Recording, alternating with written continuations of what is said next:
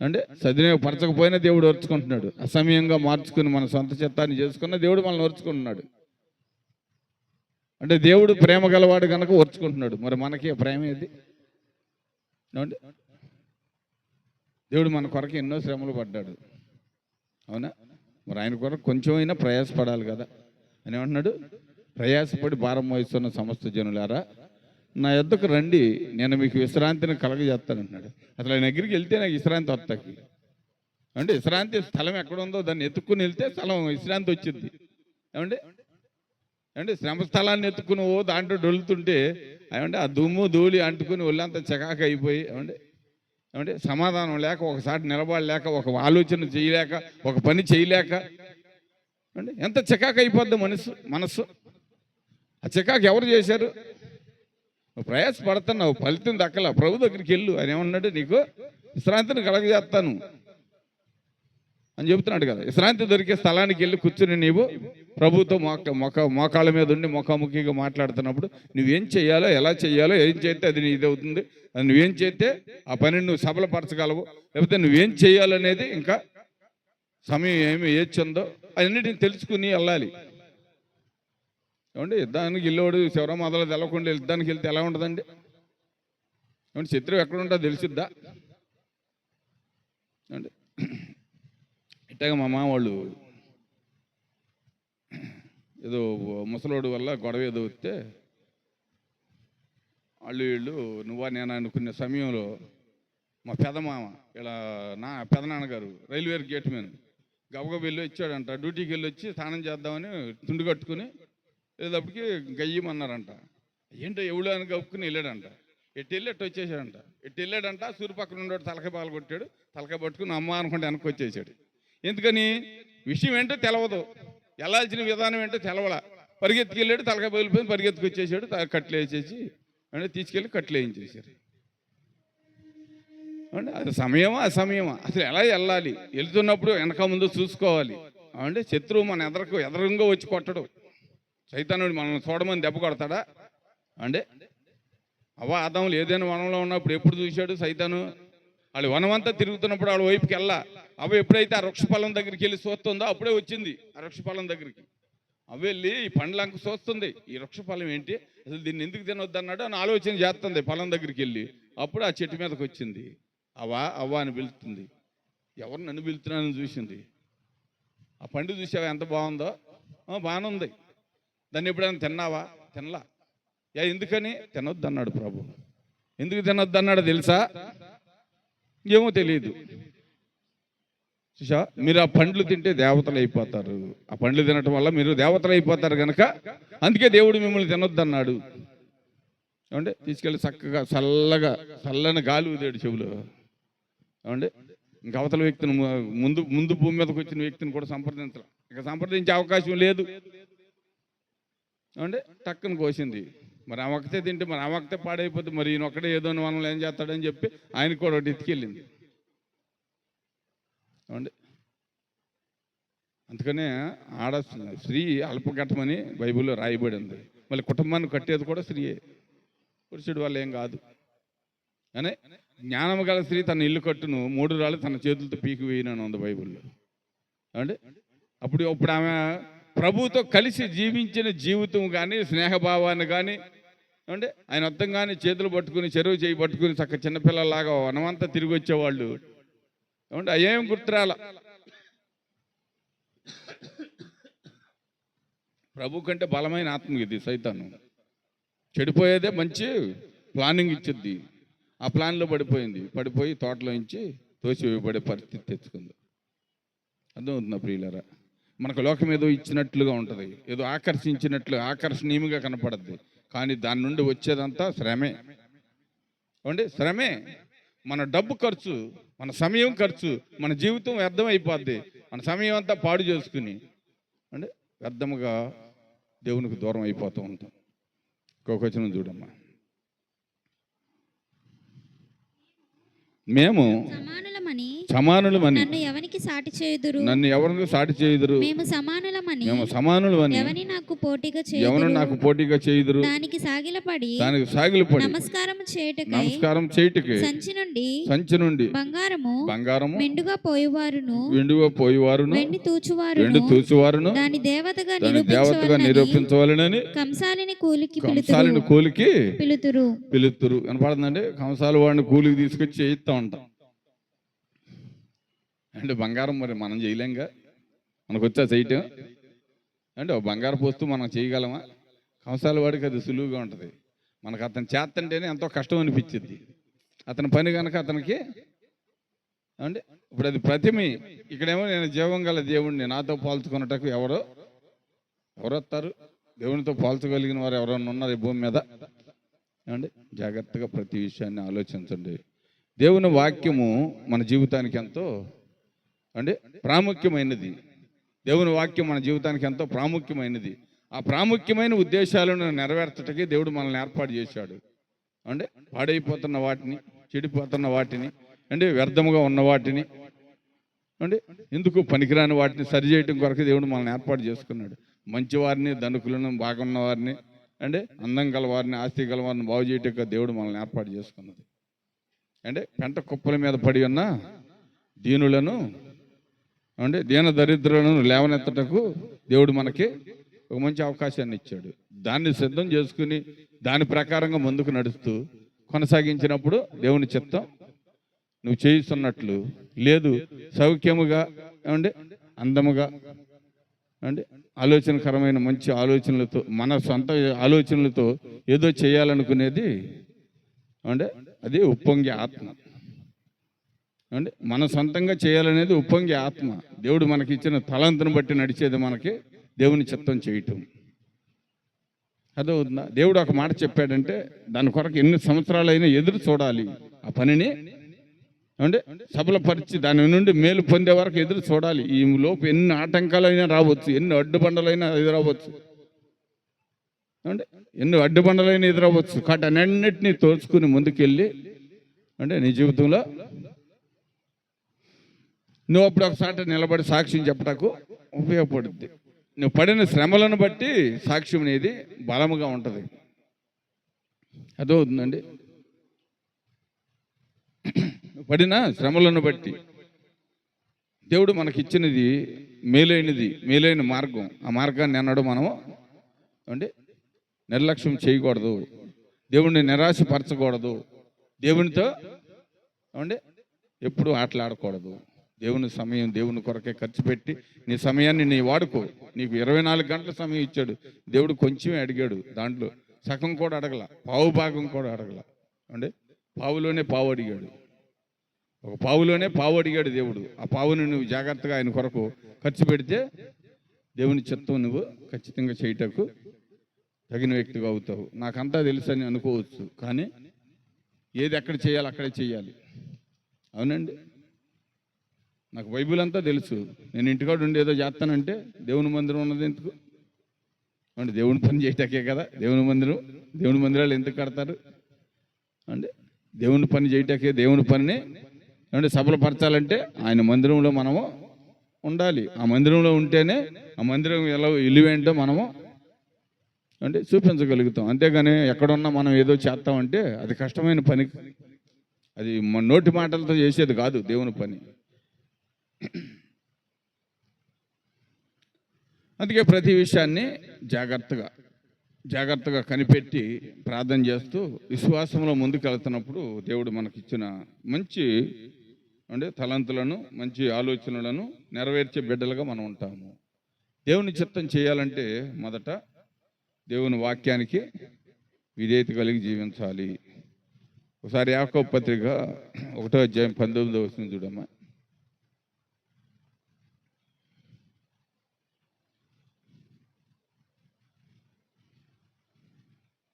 నా ప్రియ సహోదరులారా, నా ప్రియ సహోదరులారా, మీరు ఈ సంగతి మీరు ఎరుగుదురు ఈ గనుక సంగతులు ఎరుగుదురు గనక ప్రతి మనుషుడు వినుటకు వినుటకు వేగిరపడువాడును, వేగిరపడివాడును, మాట్లాడుటకు మాట్లాడేందుకు నిదానించువాడును, నిదానించువాడును, కోపించుటకు కోపించుటకు నిదానించువాడునై ఉండవలెను. ఉండవలెను. ఎందుకనగా ఎందుకనగా నరుని కోపము నరుని కోపము దేవుని నీతిని దేవుని నీతిని నెరవేర్చదు. నెరవేర్చదు. అందుచేత అందుచేత సమస్త సమస్త కల్మషమును విరవీగుచున్న విరవీగుచున్న దుష్టత్వమును దుష్టత్వమును మాని లోపల లోపల నాటబడి నాటబడి మీ ఆత్మలను మీ ఆత్మలను రక్షించుటకు శక్తిగల శక్తిగల వాక్యము సాత్వికముతో సాత్వికముతో అంగీకరించుడి. అంగీకరించుడి. వాక్యానికి లోబడాలి. వినపడుతుందండి? వాక్యానికి ఎప్పుడైతే లోబడి దాన్ని అనుకరించి నడుస్తామో అప్పుడే ఆ వాక్యం మనల్ని దీనులుగా చేసిద్ది. దీనులుగా చేసిద్ది. దేవుని వాక్యం ఇది. దేవుని వాక్యాన్ని ఎప్పుడు నిర్లక్ష్యం చేయటం కానీ, నాకు తెలుసు అని ఎప్పుడు కూడా ఆలోచించకూడదండి. నాకు తెలుసు అండి ఇది అని ఎప్పుడు నేను గ్రహించకూడదు. నేను ఒక జాషువా డానియల్ గారి మెసేజ్ ఒకటి విన్నాను.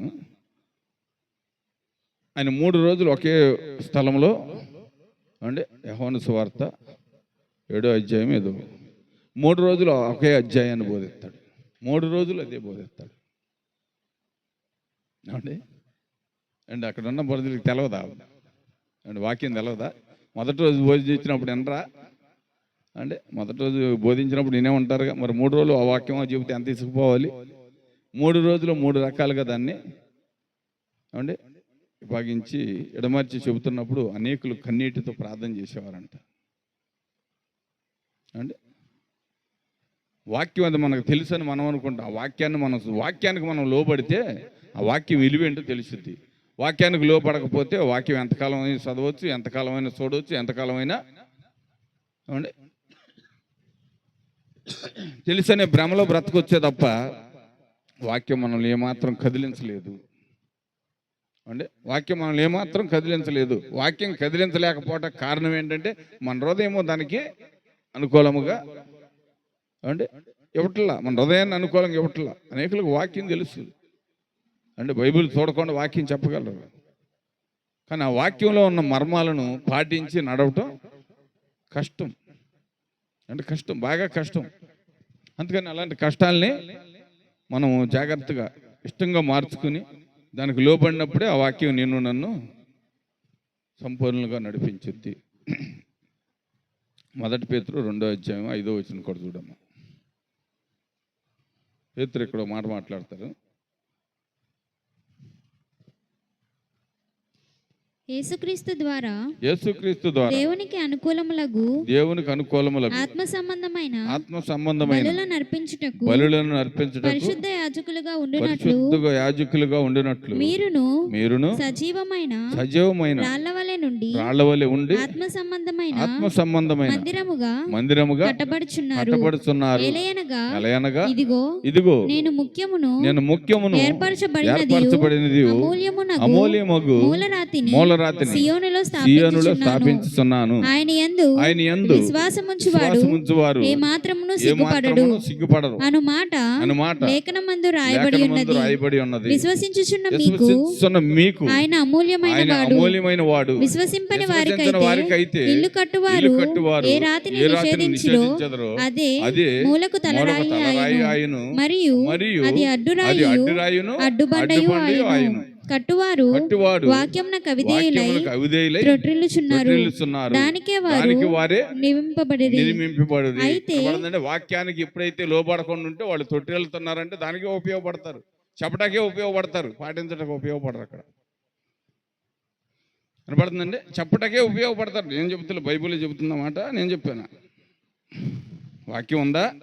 నేను చెప్పట్లేదు, అది వాక్యమే చెబుతుంది ఆ మాట. అనేకులు చెప్పటకే ఉపయోగపడతారు కానీ దానిని వారు కొనసాగించలేరు.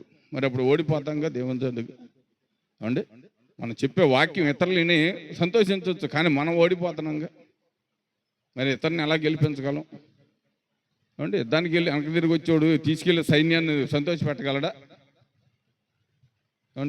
సైన్యం సంతోషంగా వెళ్ళొద్దా? యజమాని ముందు వెళ్ళి యుద్ధం చేసే సైనికుడు పారిపోయి ఇచ్చేస్తున్నాడు. సైన్యం ఏం చేసిద్ది? సైనికుడు పారిపోయినప్పుడు వాళ్ళు కూడా పారిపోవాలి. అంతేగా అలాగే మన జీవితం కూడా దేవుని వాక్యానికి నేను సంపూర్తిగా లోబడకుండా వాక్యం ఏదో మనకు తెలుసని చెప్పి ప్రకటించి ఇతరులను భ్రమపెట్టడం కంటే దానిని మనము జాగ్రత్తగా అనుకరించి నడుస్తూ దాన్ని కొనసాగించి, లేకపోతే దాన్ని చేయలేని పని అయితే ప్రభు ఇది నా వల్ల కావట్లేదు, కారణం ఏంటో అర్థం కావట్లేదు, ఈ పనిలో నేను విఫలమైపోతున్నాను ప్రభువా, మరి నేను ఎందుకు ఇలాగ అయిపోతున్నాను, కారణం ఏంటో తెలియపరచండి అని చెప్పి దేవుని దగ్గర కూర్చోవాలి. కూర్చొని కొద్ది రోజులు పరిశీలన చేస్తే అప్పుడు నువ్వేం చేయాలనేది దేవుడు నీకు తెలియపరుస్తాడు. దానిని బట్టి నీవు కొనసాగటకు అవకాశం ఉంటుంది. చెప్పేవాడు కావాలి అంటే చెప్పేవాడు ఉండాలి. ఏది మంచో ఏది చెడో తెలియపరచగల వాళ్ళు ఉండాలి. దాన్ని తీసుకునే మనసు కూడా కావాలి. ఎదుటి వ్యక్తి చెప్పిన దాన్ని తీసుకునే మనసు, మంచి మనసు కూడా కావాలి.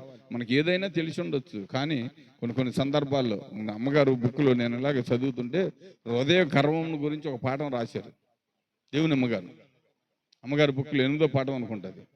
హృదయ గర్వం గురించి మాట్లాడుతున్నప్పుడు అది దాంట్లో అమ్మగారు స్టేజ్ ఎక్కి ఒక చిన్న సన్నివేశం ఏదో చెప్పాల్సి వచ్చింది.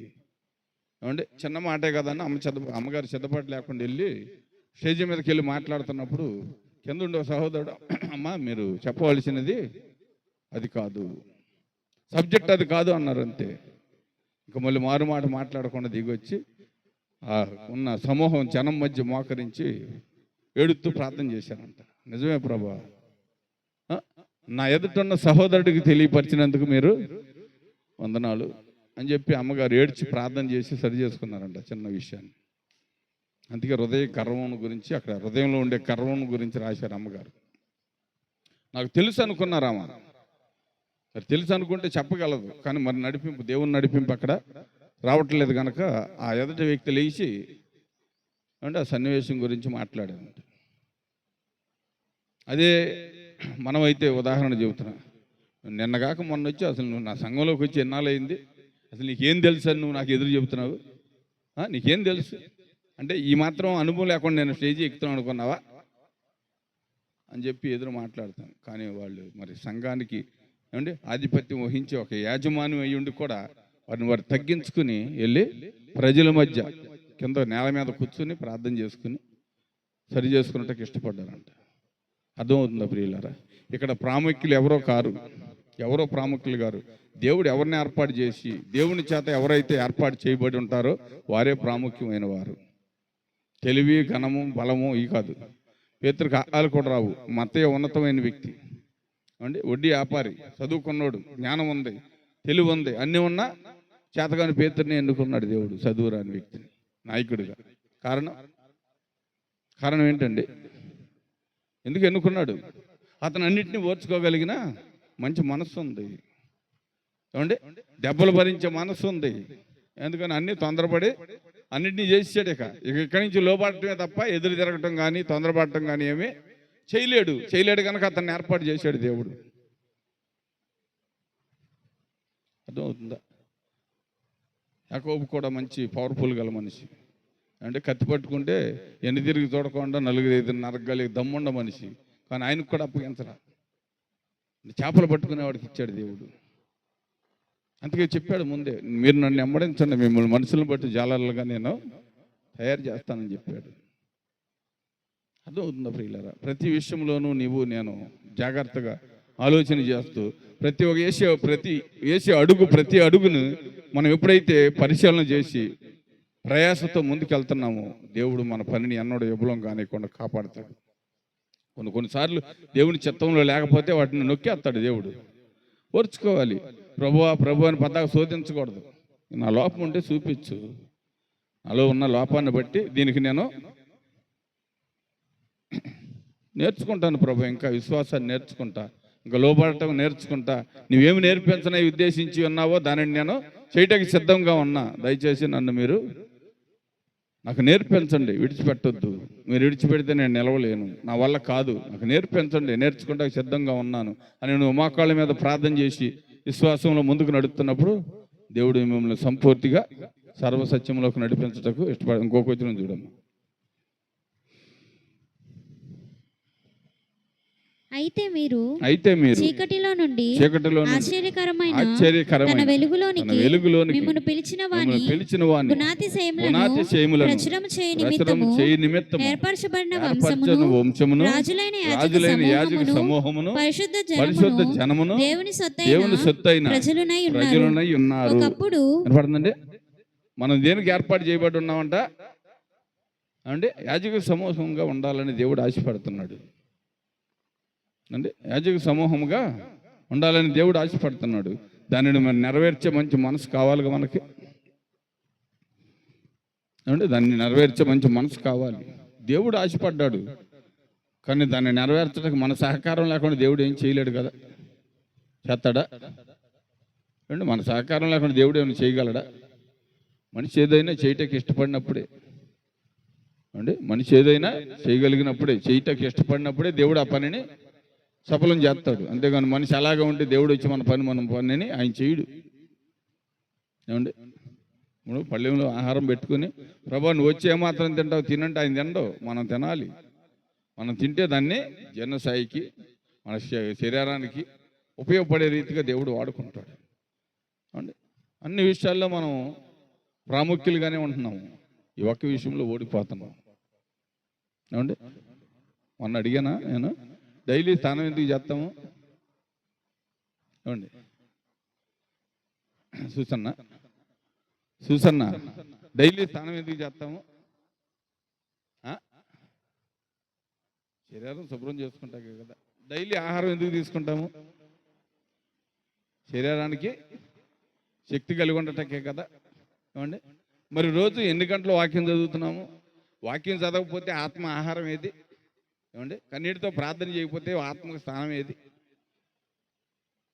ఏమండి ఆత్మకు స్థానం కావాలంటే కమలాకరావు వాక్యం చెబుతున్నా ఇక్కడ నేను వినపడుతుందా? ఆత్మకి స్థానం కావాలంటే ప్రార్థన చేయాలి కన్నీటితో. ఆత్మకు ఆహారం కావాలంటే దినదినం వాక్యం చదివి తృప్తిపరచాలి ఆత్మని. దానికి అది ఆహారం. నీ శరీరం బలం కొరకు నువ్వు పని చేయటం కొరకు శక్తి కొరకు నువ్వు ఎలాగ 3 పూటలో భోజనం చేస్తున్నావో 3 పూటలో ఏమంటే 3 పూటలో కూడా వాక్యాన్ని చదవాలి. నీ వాక్యం చదవకపోతే నీకు ఆహారం దండగే నాకు తెలిసి. దేవుడిచ్చిన ఆత్మను నువ్వు సంతోష పెట్టలేనప్పుడు నువ్వు ఆహారానికి ఎలా హక్కుదారులు అవుతావు? నీకు ఎవరిచ్చారా అధికారం? ఏమండి ఏదో బతికిపోతున్నాం అనుకుంటున్నాం అంతే, ఏదో రకంగా బ్రతికిపోతున్నాం. దేవుడు చూసే చూడకో వదిలేస్తున్నాడు. అంటే ఆయన గట్టిగా పట్టుకున్నాడు అనుకోండి. ఒక కంపెనీలో పని చేస్తున్నాం అనుకోండి, రోజుకో పరికరం తెస్తున్నాము, చూడనంతకాలం మనం దొరలమే. యాజమాన్యం చూసింది అనుకోండి ఏమవుద్ది పరిస్థితి? అంటే తారుమారు అయిపోద్ది. ఎరగదీసి కట్టేసి అంటే నువ్వు తెచ్చింది 100 రూపాయలు అయితే 10,000 రూపాయలు జలమని ఎత్తాడా లేదా? మరి దేవుడు కూడా ఏదో చూసి ఒకరోజు తెచ్చి ఒక బండ తెచ్చి నెత్తి మీద పెడతాడు. అంటే దాన్ని దింపేవారు ఉండరు, తీసి పక్కనెట్టేవారు ఉండరు. దాని కింద పడి నలిగిపోతుంటాం. వాక్యంలో ఉంటుంది. అంటే దాని నుండి పడివాడు మొక్కలవును, అది ఎవడి మీద పడినా వాడు నలిగిపోతాడని ఉంటుంది బైబుల్లో. వాడు దాని మీద నుంచి పడివాడు మొక్కలవును, అది ఎవరి మీద పడినా వాడిని నలిగిపోవును అని ఉంటుంది బైబుల్లో. అర్థమవుతుందా? జాగ్రత్తగా గమనించాలి. దేవుని వాక్యాన్ని ఎప్పుడు కూడా నిర్లక్ష్యం చేయటం కానీ వక్రీకరించటం కానీ, సమయాన్ని నీకిష్టం వచ్చినట్టు వాడుకుంటే దేవుడు ఆడుకుంటాడు ఏదో ఒక రోజు. అప్పుడు నువ్వు సతమతం అయిపోయి పిచ్చోడు తిరిగినట్టు తిరగాల్సి వస్తుంది. స్త్రీలైనా పురుషులైనా పిచ్చివారు తిరుగుతారు చూడండి, రోడ్ల మీద చూస్తాం కదా, మనశ్శాంతి లేక అయోమయం అయిపోయి. అంటే వారి సాదృశ్యం వచ్చింది మనకి. అందుకని జాగ్రత్తగా గమనించాలి. దేవుని వాక్యానికి నేను విధేయత చూపించి లోపల. ఇంకో క్వశ్చన్ చూడను.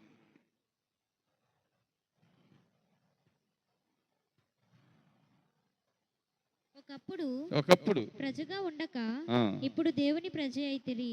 ఒకప్పుడు కనికరింపబడక కనికరింపబడిన వారైతిరి. ప్రియులారా మీరు పరదేశులను ఉన్నారు గనుక ఆత్మకు విరోధముగా పోరాడు శరీరాశలను విసర్జించి అన్యజనులు మిమ్మును ఏ విషయంలో దుర్మార్గులని దూషింతురో ఆ విషయంలో వారు మీ సత్క్రియలను చూచి వాటిని బట్టి దర్శన దినమున దేవుని మహిమపరచినట్లు వారి మధ్యను మంచి ప్రవర్తన గలవారై ఉండవలెనని బతిమాలుకొనుచున్నాను. మనుషులు నియమించు పడుతుందండి. ఎందుకు బతిమాలాడుతున్నాడు? ఎదటి వారికి కూడా మనం మాదిరిగా ఉండాలంట. వాళ్ళకప్పుడు మనల్ని దూషించవచ్చు, ఏమండి, తక్కువ చేసి మాట్లాడవచ్చు. కానీ మన ప్రవర్తన, మన సత్ప్రవర్తనను బట్టి వారు నిజమే వీరు దేవుని నమ్మిన వారు, ఏమండి, వీరు దేవునికి అనుకూలమైన వారు, వీరు దేన్నైనా ఓర్చుకోగలిగిన మంచి మనసు గలవారు అని వారు మన వైపు చూసి ఒక దినాన్ని మారటానికి అవకాశం రావాలి. అలాంటి అవకాశాన్ని కల్పించే మనసు మనలో ఉండాలి. దాన్ని నేర్చుకోమని చెబుతుంది బైబిల్ మనకి. ఏమండి, మనం ఇప్పుడు పాత నిబంధనలో ఉన్నాం, ఇప్పుడు కూడా ఇంకా మన కొత్త నిబంధనలోకి రాలా. ఏమండి, పాత నిబంధనలో ఉన్నాం. దాంట్లో ఒక దెబ్బ కొడితే తిరిగి 2 కొట్టమన్నాడు యెహోవా. ఏమండి, ఒక దవడ మీద వేసాడా, పేటను 2 తీయండి మీరు అని చెప్పేవాడు. తప్పు చేస్తే అక్కడే జడ్జిమెంట్ జరగాలి. ఏమండి, ఎక్కడ తప్పు జరిగితే అక్కడే జడ్జిమెంట్. తప్పు చేసిన ఆకాను పరిస్థితి ఏమైంది? అక్కడే జడ్జిమెంట్ జరిగింది. రాళ్లతో కొట్టి, అంటే ఆకూర లోయలో పడేసి రాళ్ళు వేసి పూడ్చి మళ్ళీ పెట్రోల్ పోసి కాలవటం జరిగిందా? జడ్జిమెంట్ అది. ఇప్పుడు ఆ జడ్జిమెంట్లోనే ఉన్నాం మనం. వినపడుతుందండి? యేసు ప్రభు జడ్జిమెంట్లోకి రాలా. ఒక చెంప కొడితే ఇంకో చెంప చూపించే పరిస్థితి రాలా. కొట్టే స్థితిలోనే ఉన్నాం కానీ కొట్టించుకునే స్థితిలోకి రాలా. ఇంకొక వచనం చూడమ్మా. మనుషులు నియమించు ప్రతి కట్టడకును ప్రభువు నిమిత్తమై లోబడి ఉండుడి. రాజు అందరికిని అధిపతి అనియు నాయకులు దుర్మార్గులకు ప్రతిదండన చేయుటకును సన్మార్గులకు మెప్పు కలుగుటకును రాజు వలన పంపబడిన వారిని వారికి లోబడి ఉండుడి. ఏలయనగా మీరిట్లు యుక్త ప్రవర్తన గలవారై అజ్ఞానముగా మాటలాడు మూర్ఖుల నోరు మూయుట దేవుని చిత్తము. మీరు కాదు చేయాల్సింది, దేవుడు మూపిస్తాడు వాళ్ళని. అర్థమవుతుందా? మూర్ఖుల ప్రవర్తన విషయంలో వారి నోరు దేవుడు మూపిస్తాడు. మనం ఎదురాడి పోరాడి మనం ఏం చేయలేము. మనం ఎదురాడటం వల్ల సమస్య పెరుగుతుంది. మాటకు మాట తెగులు, నీటికి నాసు తెగులు. అంటే మాటకు మాటే తెగులు, నీటికి నాసు తెగులు. నాసు ఉంటే నీళ్ళు తాగలమా? మాటకు లోబడిన వారితో మనం మాట్లాడటానికి ఇష్టపడతామా? అర్థమవుతుందా? చూడండి, చాలా జాగ్రత్తగా ఆలోచించాలి. దేవుని వాక్యం 2 అంచులు గల కట్లు. దీనికి నరకటం వచ్చు, నాటటం వచ్చు. ఒక వ్యక్తి నరకగలదు, ఒక వ్యక్తిని నాటగలదు. ఈ రెండింటినీ జాగ్రత్తగా ట్రాలీ చేసుకుంటూ దేవుని మార్గంలో నడవగలిగితే దానంత ఉత్తమమైనది ఏది ఉండదు. అంటే అది చాలా ఉత్తమమైనది. శిశువులు బాధించబడ్డారు, అంటే ప్రభు బాధించబడ్డాడు, నిందలు పడ్డారు, ప్రభు కూడా నిందలు పడ్డాడు. క్రైస్తవుడికి నిందలు వస్తాయి. అంటే పాటలో ఉంది కదా, లోకములో విశ్వాసికి శ్రమ తప్పకలుగును, సాతానుడు విడువక శోధించక మానడు. ఎవరి వైపు చూడాలి? అప్పుడు లోకం వైపు చూడాలి. అంటే లోకంలో మనకు ఎవరైనా కదా ఎక్కువగా ఉండేవాళ్ళు ఉన్నారేమో, వాళ్ళ వైపు చూస్తే మేలు జరుగుతుంది. దేవుని వైపు చూస్తే ఏం మేలు జరుగుద్ది? అవునా? ఎవరి వైపు చూడాలి? అందే ఎవరి వైపు చూడాలి? తెలివిగల వాళ్ళు ఎవరు ఉంటే వాళ్ళ మొక్క వాళ్ళ వైపు చూడాలి. అప్పుడు మేలు జరుగుతుంది. చాలా జాగ్రత్తగా ఆలోచించండి. జాగ్రత్తగా ఆలోచించకపోతే ఏదో ఒక రోజు మన జీవితం ఇతరులకి సులభం అయిపోతుంది. అయిపోయింది వెళ్ళిపోతుంది. అంటే దేవుడు అన్నారు కానీ అయిపోయింది, కలిసిపోయారు వీళ్ళు కూడా. అని మనం వాళ్ళకంటే తక్కువగా చూస్తారు. అంటే వాళ్ళకంటే తక్కువగా చూస్తారు, వాళ్ళని అయిపోతున్నారు. నేను భారతీయ ఫోన్ చేసింది, దేవుళ్ళు ఇంత నెగిటివ్గా ఉండాలని చెప్తున్నారు, అది అసలు ఎలా సాధ్యపడద్ది అని నేను పడ్డాక మన బుగ్గరాముల కొడుకు మార్చిందని కూడా బుగ్గరాములు కృష్ణదాస్ వాళ్ళు ఎమ్మెల్యేగా పోటీ చేసిన బుగ్గరాములు, టీడీపీ ఎమ్మెల్యే. వాళ్ళ అబ్బాయి మారు మనసుకుంటాడు. మా నాన్నకి నాకు ఏనాడు పంతనం ఉండదు. నేను ప్రభువుని నమ్మాను, నా తండ్రి రాజకీయంలో ఉన్నాడు, అతనికి నాకు ఏమాత్రం పొత్తు లేదని చెప్పి మన గ్రామంలో అక్కడ మీటింగ్ పెట్టి పాపమును గురించి దేవుని గురించి బోధిస్తుంటే సూట్లు కోట్లు వేసుకొచ్చిన వాళ్ళు కుక్కలా నువ్వు కూర్చుని పడి ఉన్నారంట. ఈయన సామాన్య మానవుడిగా సామాన్య డ్రెస్సులో వచ్చాడంట. ఎమ్మెల్యే కుమారుడు అయి ఉండి దేవుని సేవకుడుగా దేవుని ప్రతినిధిగా వచ్చి బోధిస్తుంటే ఎవరికాళ్ళు నోరు తెరిచి చూస్తున్నాడు. సూట్లు బూట్లు టైలు కట్టుకొచ్చిన వాళ్ళు నోరు తెరిచి చూస్తున్నాడు. వీళ్ళు ఇటుకే పనికొస్తారు అన్నాడు. వీళ్ళు వేసుకుని అలంకరించుకుంటాకే తప్ప వీటికి ఈ బోధించటకే కానీ వీళ్ళు పాటించడం వీళ్ళ వల్ల కాదని చెప్పేసి స్టేజీ మీద పాస్టర్ ఏటన్నా అంత గట్టిగా చెప్పాడు, మీరు అట్లా చెబుతారు అట్లా చెప్పాడు. ఏటమ్మా ఏడు దేవుడు ఏడు చేస్తే అదే అవుతుంది, దేవుడు ఏడు నడిపిస్తే అదే జరుగుద్ది. దేవుడు మన అలంకరణ చూద్దాం. అలంకరణ చూస్తారా? చూస్తే ఎస్తేరు కంటే ముందు ఎంత ఉన్నతమైన వ్యక్తులను తీసుకొచ్చారు, రాజు ముందుకు తీసుకొచ్చారా అంటే మంచి మంచి డ్రెస్సులు వేసుకుని అంటే వజ్ర వైడూర్యాలతో అలంకరించబడి వచ్చి ఆయన ముందు నాట్యం చేస్తున్నారు. ఎవరి వైపు ఆయన కన్నెత్తి చూడలేదు. అంటే ఏమీ లేని బేదరాలైన ఎస్తేరి ఆయన ముందుకు వచ్చినప్పుడు ఆమె ఉన్న వస్త్రధారణ, ఆమె ఉన్న వినయ విధేయతను చూశాడు, తలెత్తి చూశాడు రాజు. ఈమె నా గృహానికి యజమానురాలుగా ఉపయోగపడుతుంది, నా పట్టణానికి సరి అయిన రాణిగా ఏమే సిద్ధం చేయబడద్ది అని చెప్పి ఆమెన్నే ఎన్నుకున్నాడు. మరి అంతా పాపం ఎంతెంతో ఖర్చు పెట్టుకుని అండి వైరంగులు వేసుకొచ్చిన వాళ్ళ పరిస్థితి ఏమైపోయింది అండి. సామాన్యంగా లేని స్థానంలో అంటే తగ్గించుకుని వస్త్రాలతో వచ్చిన వ్యక్తి రాజపురంలోకి వెళ్ళింది.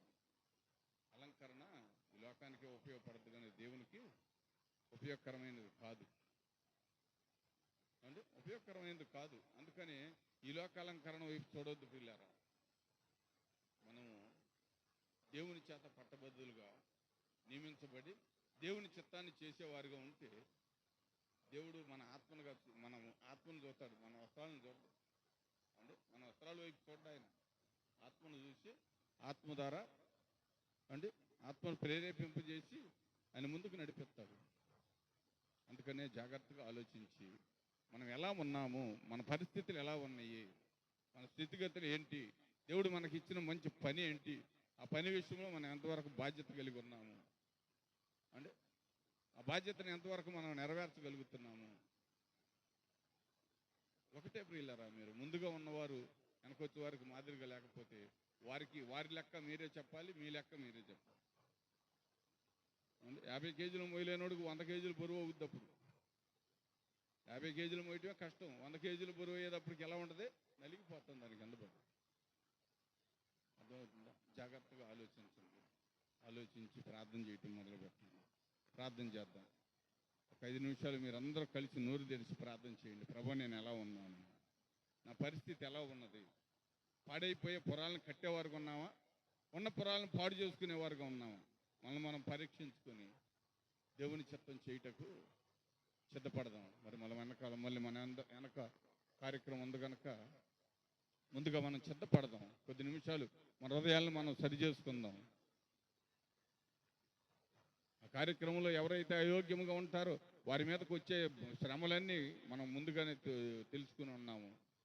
దాని విషయం కూడా ప్రార్థన చేయండి. ప్రభు, దీనికి నేను అర్హత కలిగి ఉన్నానా లేదా, ఇలా అర్హత కలిగి ఉన్నాను, ఏం చేస్తున్నాను, దేనికి సిద్ధపడి ఉన్నాను, ప్రతి విషయాన్ని జాగ్రత్తగా గమనించు ఒక్కొక్క దాన్ని ముందుకు నడిపించుకున్నటకు దేవుడిచ్చిన సమయాన్ని సద్వినియోగపరుచుకుందాం. కొద్ది నిమిషాలు ప్రార్థన చేస్తే దేవుడు మనకి తెలియపరిచిన ప్రతి దానిని మనము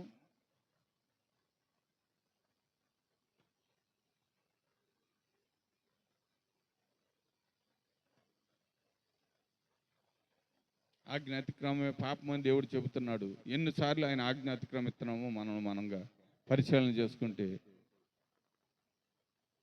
మనం దేవునికి పాపంగా కనపడుతున్నామా, పుణ్యంగా కనపడుతున్నామా, దేవుని చిత్తానికి అనుకూలంగా ఉన్నామా, అననుకూలంగా ఉన్నామా, దేని విషయంలో ఎలా ఉన్నాం అనేది మనం పరీక్షించుకుందాం.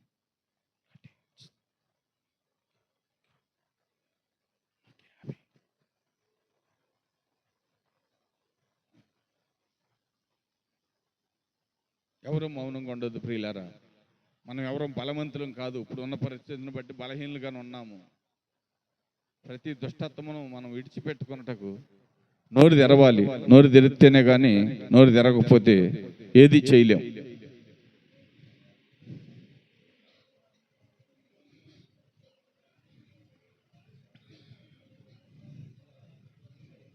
దేవుని వాక్యములో ఉన్న ప్రతి దానిని మనం ఒంటరిగా కూర్చున్నప్పుడు పరిశీలన చేస్తే మనం ఎక్కడ తప్పిపోయామో, ఎక్కడ దేవుని ఆజ్ఞలకు వ్యతిరేకంగా నడుస్తున్నామో ప్రతిదీ మనకు గుర్తొచ్చింది ప్రియులారా. ఈ ఇట నలుగురు ఉన్న చాట వినపడినంతలోనే మన హృదయంలో మార్పు రాదు. ఎందుకనంటే మనకు తెలుసు, వీళ్ళ ముందు మనం ఎందుకు ఒప్పుకోవాలి, వీళ్ళ ముందు ఒప్పుకుంటే మనం తేలిగిపోయిపోతాం కదా అనే మనసు వచ్చింది. సైతానుడు కఠినపరిచేస్తాడు.